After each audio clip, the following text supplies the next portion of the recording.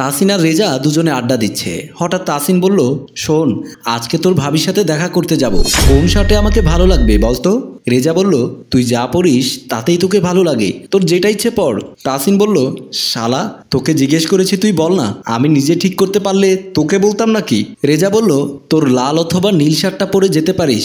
তাহসিন বলল, ধন্যবাদ তোকে হারামি বন্ধু। রেজা বলল, তা ভাবিকে কি আমাদের সাথে পরিচয় করিয়ে দিবি না? তাহসিন বলল, হ্যাঁ, অবশ্যই পরিচয় করিয়ে দেব, আজকে আমি একটু প্রেম করে আসি। রেজা বলল, আচ্ছা, শুভকামনা রইল বন্ধু, ভাবির খেয়াল রাখিস।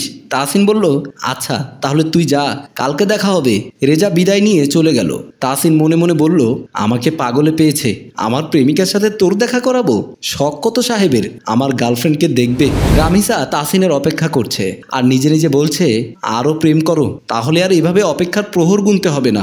সেই কখন আসার কথা, আর এখন অবধি আসলো না, আজকে আসুক, তারপর মজা বোঝাবো। কথাগুলো বলতে না বলতেই তাহসিনের দেখা মিলল। তাহসিন বলল, সরি গো ময়না পাখি, একটু দেরি হয়ে গেল, রাগ করো না। রামিসা বলল, না না, তোমার একদমই দেরি হয়নি, তুমি ঠিক সময় এসেছো। তাহসিন বলল, আমি জানি তুমি রেগে আছো, সত্যি বলছি, একটা কাজ ছিল, তাই আসতে দেরি হয়েছে, প্লিজ লক্ষ্মীটি, রাগ করো না, আর দেরি হবে না। রামিসা বলল, না আসলেও পারতে, আসলে কেন? তাহসিন বলল, প্লিজ মাফ করে দাও না, আর এমন হবে না। রামিসা বলল, থাক, আর অসহায়ের মতো থাকতে হবে না, এবার বলো কেমন আছো? তাহসিন বলল, এই তো ভালো আছি, তুমি কেমন আছো জান? রামিসা বলল, আমিও ভালো আছি। তাহসিন বলল, আমার জানটাকে খুব অপেক্ষা করিয়েছি তাই না? আসলে আমি পচা একটা প্রেমিক।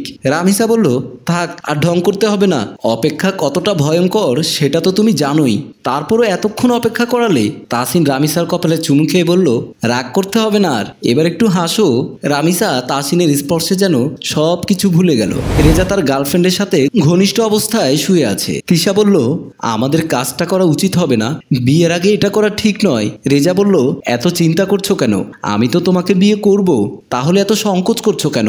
তিশা বলল, তাহলে আগে বিয়ে করে নেই, তারপর এসব করা যাবে। রেজা বলল, প্লিজ এমন করো না, আমার না এখনই তোমাকে খুব আদর করতে ইচ্ছে করছে, বারণ করো না প্লিজ।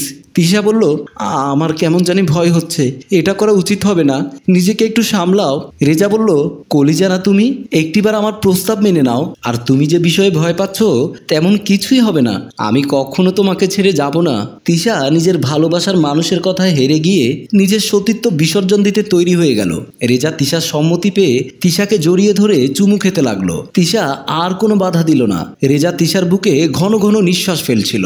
রেজার নিঃশ্বাস এতটাই ভারী ছিল যে তিশার অদ্ভুত ঘোর লেগে যাচ্ছিল। কিছুক্ষণ পর রেজা উঠে বলল, লাভ ইউ জান পাখিটা, আসি আমি, পরে দেখা হবে। তিশা বলল, এতক্ষণ ধরে থাকার জন্য কত অনুনয় করলে, আর এখন চলে যেতে চাচ্ছ? রেজা বলল, হঠাৎ করে আমার একটা কাজের কথা মনে পড়ে গেল। তিশা বলল, ও আচ্ছা, যাও তাহলে, ভালো থেকো। রেজা চলে গেল। 6 মাস পর তিশা কেমন পাগলের মতো হয়ে গেছে, কারোর সাথে কথা বলে না, নীরব হয়ে পড়ে থাকে। তিশা নিজে নিজে বলছে, এটা তুমি কি করলে? দেহ নিলে নিলে, সেই সাথে আমার স্বপ্নগুলো কেড়ে নিলে। আমি এটারই ভয় পাচ্ছিলাম, মনে অজানা ভয় ছিল যে তুমি ছেড়ে যাবে। দেখলে তো, দেহ ভোগ করার পর আমাকে মনেও রাখলে না। তোমার বাচ্চা জারদ সন্তান হিসেবে বড় হবে, আর তুমি বাবা বেঁচে থেকেও তাকে স্বীকার করলে না। আমি আমার বাচ্চাকে নিয়ে চলে গেলাম, তুমি ভালো থেকো। আমার সেদিন তোমার কথায় গলে গিয়ে নিজের সম্মান বিলিয়ে দেওয়া উচিত হয়নি, আমারও দোষ ছিল, তাই তোমাকে আর দোষী করলাম না। এই বলে বিষের বোতল খুলে বিষ পান করে নিল। কিছুক্ষণের মধ্যেই নুয়ে পড়ল তিশার সতেজ শরীরটা। 1 মাস পর তাহসিন রামিসার পাশে শুয়ে আছে। রামিসা বলল, কখনো ভাবিনি তোমাকে এত কাছে পাবো, ভেতরে ভেতর কেমন অদ্ভুত ভালো লাগা কাজ করছে। তাহসিন রামিসার হাতে স্লাইড করতে করতে বলল, আমিও কখনো ভাবিনি তোমাকে নিজের করে পাবো। এই বলে রামিসাকে গভীর আদরে মাতিয়ে রাখলো। রামিসাও সাড়া দিয়ে যাচ্ছে। এই প্রথম কোনো পুরুষ রামিসার এত কাছে আসলো। বিষয়টি ভাবতেই রামিসার পুরো শরীর শিরশির করতে লাগলো। কিছুক্ষণ পর তাহসিন আর রামিসা কাপড় ঠিক করতে করতে বের হলো। তাহসিনকে নিজের বোনের সাথে এমন অবস্থা দেখে রেজার চোখে আগুন দেখা যাচ্ছে। রেজা বলল, তাহসিন, তুই আমাদের বাসায় কেন, আর আমার বোনের রুমে কি করছিলি? তাহসিন মুচকি মুচকি হাসছে, কিন্তু কিছুই বলছে না। রেজা তাহসিনের কলার ধরে বলল, তুই আমার বোনের সাথে এমন অবস্থায় কেন, আর ওর রুমে কি করছিস? রামিসা কিছুই বুঝতে পারছে না। তাসিন রেজার হাতটা একটা ঝটকায় ছাড়িয়ে একটা থাপ্পড় দিয়ে বলল, তুই আমার বোনের কাছে যে কারণে আমাদের বাসায় গিয়েছিলি, সেই একই কারণে আমিও তোর বাসায় তোর বোনের রুমে এসেছিলাম। রামিসা অবাক হয়ে দুজনের কথা শুনছে। রেজা বলল, মানে বুঝলাম না। তাসিন বলল, তিশা যে আমার বোন সেটা তো তুই জানতিস, তবু ওর সাথে প্রেমের অভিনয় করে ওর সম্মানটা নষ্ট করে ওকে অস্বীকার করলি। ওর পেটে যখন তোর বাচ্চা খেলা করছিল তখন ও তোকে কতবার রিকোয়েস্ট করেছিল বিয়ে করে নেওয়ার জন্য, কিন্তু তুই তাকে বারবার ফিরিয়ে দিয়েছিলি। ও তোর বিশ্বাসঘাতকতা আর নিজের অপমান সহ্য করতে না পেরে নিজের জীবনটাই শেষ করে দিয়েছে।